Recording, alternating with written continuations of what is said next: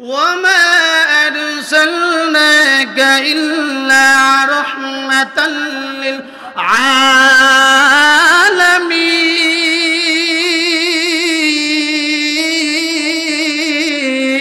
الله أكبر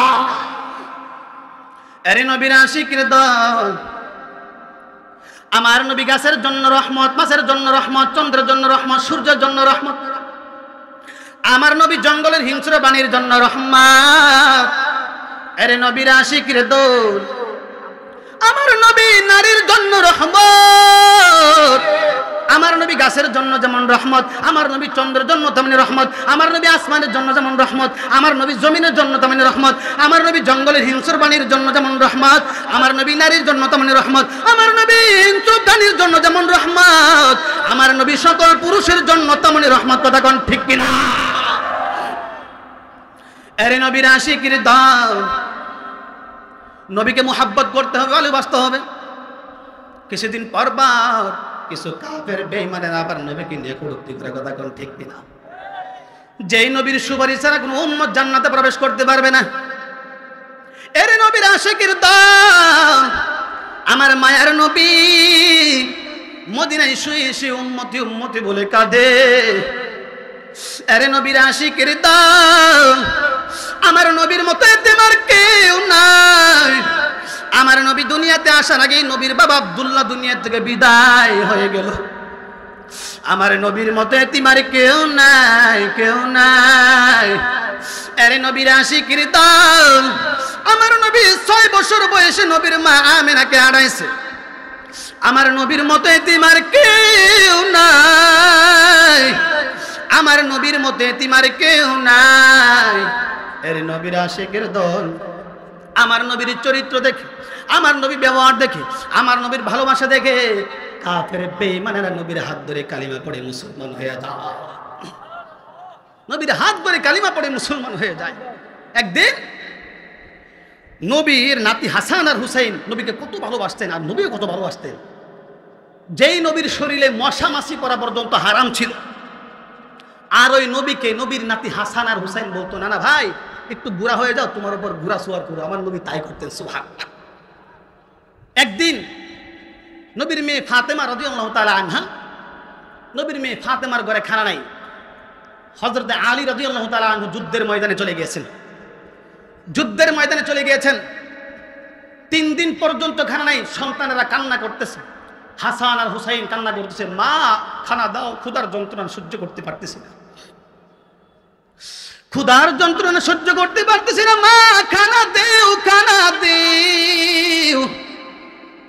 এই কথা বলার পর নবীর মেয়ে ফাতেমা বলতেছে, বাবা ঘরে তো খানা নাই, চলো যাই তোমার নানা আমার বাবা নবীর কাছে চলে যায়, গিয়া দেখি খানা আছে কিনা। এই কথা বলে নবীর মেয়ে ফাতেমা রাদিয়াল্লাহু তাআলা আনহা হাসান হুসাইনকে নিয়ে রওনা। কিছুক্ষণ আগানোর পর আমার নবী তাকাইয়া দেখলেন এই যে আমার কলিজার টুকরা নাতি হাসান আর হুসাইন আসতেছে। নবী একটা মুচকি হাসি দিলেন। হাসি দেওয়ার পর হাসান হুসাইন যখন নবীর কাছে চলে গেলেন, চলে যাওয়ার পর নবীর নাতি হাসান হুসাইন আমার নবীকে জড়ায় ধরলেন, ধরে কান্না শুরু করে দিয়েছে।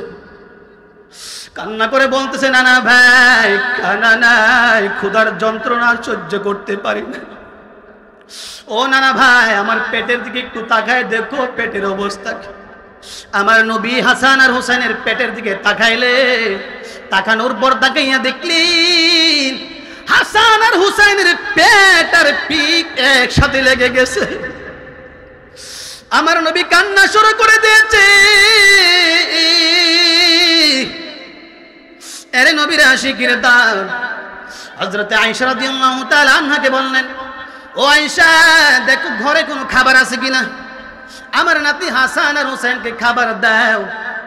এই কথা বলার পর আয়েশা রাদিয়াল্লাহু তাআলা আনহা ঘর থেকে একটা গ্লাস আনলেন। আনার পর গ্লাস আমার নবীর সামনে উবুত করে ঢাললেন। ঢাইলে প্রমাণ করলেন, নবী ও প্রাণের নবী আমার ঘরে খানা আছে, দূরের কথা এক পুরা পানিও বৃদ্ধ বান্না। পানি আছে দূরের কথা, ঘরে খানা আছে দূরের কথা, এক ফোঁটা পানিও বৃদ্ধ বন্ধু।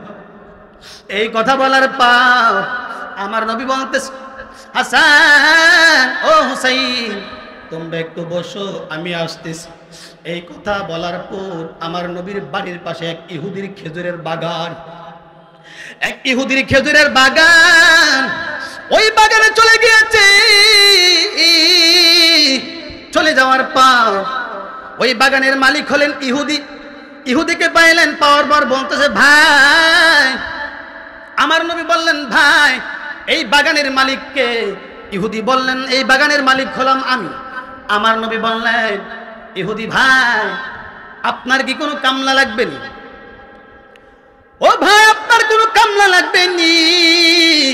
ইহুদি বললেন, হ্যাঁ কামলা লাগবে। কে কাজ করবে, কে কাজ করবে? আমার নবী বললেন, ভাই আমি কাজ করব, আমি কাজ করব। ইহুদি আমার নবীর চেহারার দিকে তাকায় আর চন্দ্রের দিকে তাকায়, চেহারার দিকে তাকায় আর চন্দ্রের দিকে তাকায়। ইহুদি বলতেছে, ভাই এত সুন্দর চেহারা, তোমাকে তো কাজের লোকের মতো আমার কাছে মনে হয় না। আমার নবী বললেন, না ভাই আমি কাজ করব, আমি কাজ করব। এই কথা বলার পর আবার ইহুদি আমার নবীর চেহারার দিকে তাকায়, আসমানের দিকে তাকায়, চেহারার দিকে একবার তাকায়, আসমানের দিকে একবার তাকায়। ইহুদি বললেন, ভাই এত সুন্দর চেহারা, পূর্ণিমার চাঁদের মতো চেহারা, পূর্ণিমার চাঁদের মতো চেহারা, এত সুন্দর চেহারা, তোমাকে তো কাজের লোকের মতো আমার কাছে মনে হয় না। এই কথা বলার পর আমার নবী আবার বললেন, ভাই আমি কাজ করব, আমি কাজ করব, আমাকে আপনি রাখবেন। ইহুদি তো আমার নবীকে চিনতে পারে নাই। ইহুদি বললেন, ঠিক আছে আমি রাখলাম, তুমি কি কাজ পারবা? হ্যাঁ পারবো। কি কাজ? ইহুদি বললেন, ভাই এই যে আমার কুয়া আছে, কুয়ার ভিতরে পানি আছে, ওই কুয়ার ভিতর থেকে পানি উঠাই আমার চারা খেজুর গাছের গোড়ায় গোড়ায় পানি দিতে হবে, পারবানি? আমার নবী বললেন, হ্যাঁ ভাই আমি পারবো। এই কথা বলার পর, এই কথা বলার পর আমার নবী বললেন, ভাই আমি পারবো। এই কথা বলার পর আমার নবী আবার বললেন, ভাই যেহেতু আমি কাজ করব, বেতনটা পুরাই নেই, কত টাকা বেতন দিবেন? ইহুদি বললেন, ভাই এক বালতি পানি পরিমাণ 2টা খেজুর দিব, এক বালতি পানি পরিমাণ 2টা খেজুর দিব। ইহুদি আমার নবীকে চিনতে পারে নাই। আমার নবী বললেন, ঠিক আছে ভাই আমি কাজ করতেছি। এই কথা বলার পর আমার নবী কাজ শুরু করে দিলেন। ওই কুয়া থেকে বালতি দিয়ে পানি উঠাইতে শুরু করলেন, রশি দিয়া টেনে টেনে টেনে টেনে পানি উঠাইয়া চারা খেজুর গাছের গোড়ায় গোড়ায় পানি দে। এরে নবীর আশিকের দান, এক বালতি পানি উঠাইলেন, এক বালতি পানি উঠাইয়া তারপরে চারা খেজুর গাছের গোড়ায় দিলেন। আবার নবী আসলেন ইহুদি খেজুর গাছের বাগানে। আমার নবী আবার বাগান থেকে আবার কুয়ার ভিতরে চলে আসলেন, আবার কুয়া থেকে আরেক বালতি পানি উঠাইলেন, 2 বালতি পানি নিয়ে আবার ওই সারা খেজুর গাছের গোড়ায় দিলেন। আমার নবী আবার আসলেন, আচার পর আরেক বালতি পানি উঠাইলেন, আবার খেজুর গাছের গোড়ায় নিলেন, 3 বালতি পানি উঠাইলেন। চতুর্থ বালতি পানি যখন উঠাইতে শুরু করলেন, চতুর্থ বালতি যখন উঠাইতে শুরু করলেন, রশি দিয়া টেনে টেনে যখন উঠায়, আমার নবীর হাত থেকে রশিটা ছিঁড়ে বালতি কুয়ার ভিতরে পড়ে গেছে।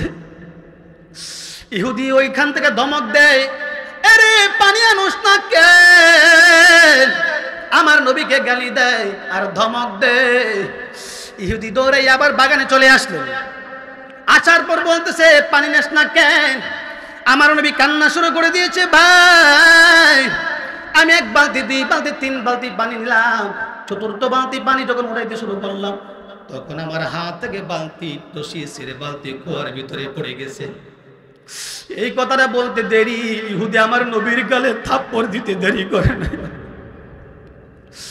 আমার নবীর গালে এত জোরে থাপ্পড় মেরেছে যুবক, আমার নবীর মতো তোমার কেউ নাই, কেউ নাই। আমার নবী হাউ মাউ করে কান্না শুরু করে দিয়েছে। আমার নবীর গালে তো জোরে থাপ্পড় মারছে, 5টা আঙ্গুল পর্যন্ত ফুলে গেছে।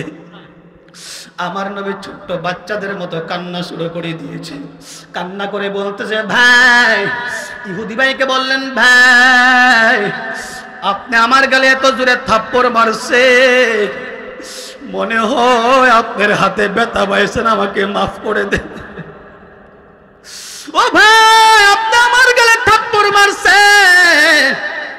মনে হয় আপনার হাতে ব্যথা পাইছেন, আমাকে মাফ করে দিন।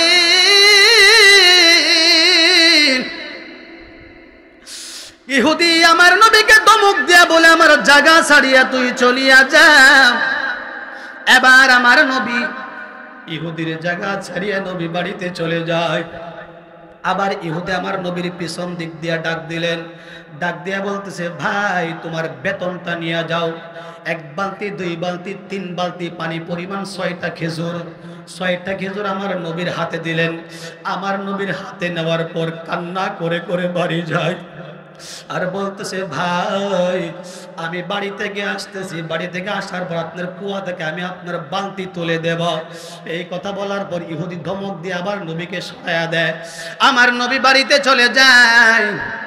বাড়িতে যাওয়ার পর আমার নবী কান্না করে বলতেছে, আরে হাসান, আরে হুসাইন, আমার বুকে আয়, আমার বুকে তোদের জন্য খাবার এনেছি। হাসান আর হুসাইন যখন আমার নবীর কাছে আসলেন, আসার পর হাসানকে নবী 2টা খেজুর দিলেন, হুসাইনকে 2টা খেজুর দিলেন। আর আমার নবী বললেন, ও মা ফাতেমা, আরে কলিজার টুকরা ফাতেমা, তোমার তো 1 সপ্তাহ ধরে খাবার পেটে নাই, তুমিও 2টা খেজুর খাও, খেয়ে তারপরে পানি খাও, খেজুর খেয়ে তারপরে পানি খাও। এই কথা বলার পর এবার আমার নবী আসবেন, কুয়াতে আসবেন বালতি তোলার জন্য। ওই পাশ দিয়ে নবীর এক সাহাবী হযরত আবু যর গিফারি রাদিয়াল্লাহু তাআলা ওই বাগানে চলে গেলেন। নবীর প্রিয় সাহাবী হযরত আবু যর গিফারি রাদিয়াল্লাহু তাআলা ওই বাগানে, ইহুদির বাগানে চলে গেলেন। ইহুদির বাগানে যখন ঢুকলেন, ঢুকার পর হঠাৎ করে হযরত আবু যর গিফারি থেমে গেলেন। থেমে যাওয়ার পর বলতেছে, হ্যাঁ এখানে তো আল্লাহর পয়গম্বরের মেশকের ঘ্রাণ আসতেছে। আল্লাহু আকবার, এখানে তো আল্লাহর পয়গম্বরের মেশকের ঘ্রাণ আসতেছে। গাছের ডুগার দিকে তাকায় দেখে নূরে ঝলমল করতেছে। ইহুদিকে পাইলেন, পাওয়ার পর বলছে, ভাই এইদিকে আসো। ইহুদি থর থর করে কাঁপতেছে। প্রভাবশালী হযরত আবু যর গিফারি, অনেক ধনী। হযরত আবু যর গিফারিকে দেখে থর থর করে কাঁপতেছে। ডাক দিলেন, ইহুদি থর থর করে কাঁপতেছে, আসে না। আবার ডাক দিলেন, জলদি করে চলে আসো, কথা আছে। ইহুদি আসলেন। আসার পর বলতেছে, তোমার এই বাগানে কেউ আসছিল? ইহুদি কথা বলে না, থর থর করে কাঁপতেছে। তোমার এই বাগানে কেউ আসছিল? কথা বলে না, থর থর করে কাঁপতেছে। কথা বলো না কেন, জলদি করে বলো, তোমার এই বাগানে কেউ আসছিল? হ্যাঁ আসছিল। কে আসছিল? চিনতে পারি নাই। উনি কোন দিক দিয়ে গেছে? ওই দিক দিয়ে গেছে। কেন আসছিল? ইহুদি তো আমার নবীকে চিনতে পারে নাই। বলতেছে, ভাই উনি আসছিল, উনি তো আমার এই বাগানের কামলা ছিল। উনি তো আমার এই বাগানের কামলা ছিল। হযরতে আবু যর গিফারি এই কথা শুনে রাগে রাগান্বিত হয়ে বলছে, এই বেয়াদব, কামলা তুই চিনিস কে? উনি কোন কামলা নন, আল্লাহর পয়গম্বর বিশ্বনবী জনাবে মুহাম্মদুর রাসূলুল্লাহ সাল্লাল্লাহু আলাইহি ওয়াসাল্লাম। আল্লাহু আকবার। তুই আল্লাহর নবীকে দিয়ে কাজ করাইছিস। সে তো কথাই বলতে পারে না। কি করছো? সত্য কথা বল। কথা বলে না। সত্য কথা বল, খবর আছে। এই কথা বলার পর বলতেছে, ভাই উনি আমার বাগানে আসছে।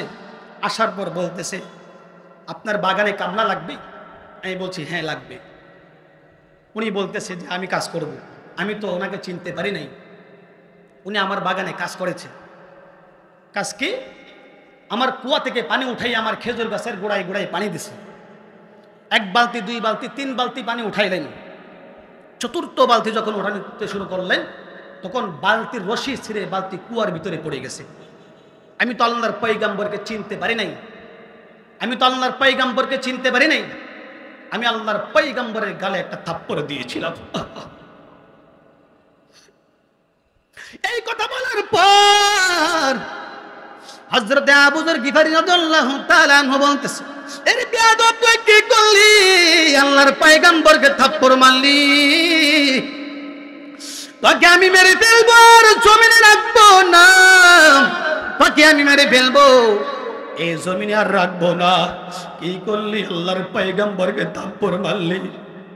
যেই নবী না আসলে আসমান হতো না, সাগর হতো না, নদী নালা খাল বিল আমরা হতাম না। কথা কোন ঠিক কিনা? ওই নবীকে তুই থাপ্পড় মারলি। এই কথা বলার পর হযরতে আবু যর গিফারী মাটিতে পড়ে ঘোরাঘুরি করে কান্না শুরু করে দিয়েছে, তোকে আমি মেরে ফেলবো, তোকে আমি আর ছাড়বো না। এই কথা বলার পর ইহুদি বললেন, ভাই আমাকে একটু সময় দেন, আমাকে একটু সময় দিন, কয়েক মিনিট সময় দেন, আমি ঘর থেকে আসতেছি। এই কথা বলার পর হযরত আবু যর গিফারী রাদিয়াল্লাহু তাআলা আনহু কয়েক মিনিট সময় দিলেন। ইহুদি করে গেলেন, ঘরে যাওয়ার পর ঘর থেকে একটা তরবারি আনলেন। তরবারি আনার